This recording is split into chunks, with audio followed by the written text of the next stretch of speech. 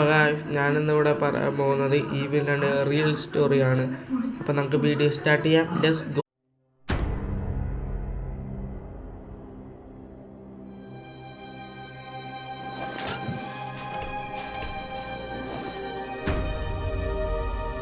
ആയിരത്തി 1927 ഈ സംഭവം നടക്കുന്നത്.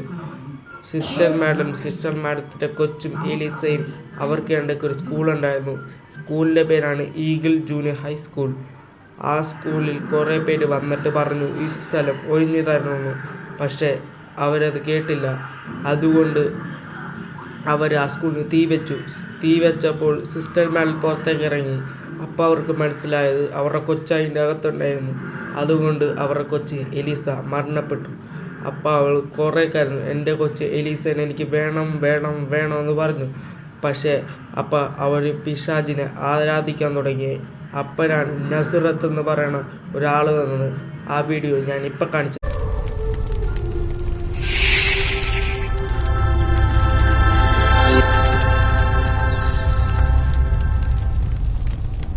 A miracle!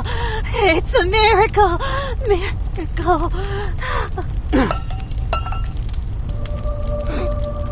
അപ്പോഴാണ് റോഡ് സുലൈമാൻ ജനിക്കുന്നത്.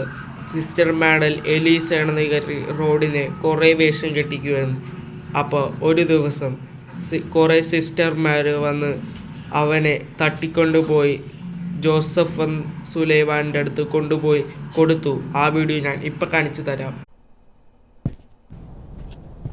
What is all this?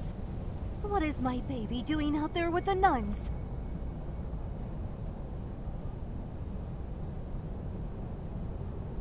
What? Those traitorous nuns are handing Elisa over to that itinerant ice cream man!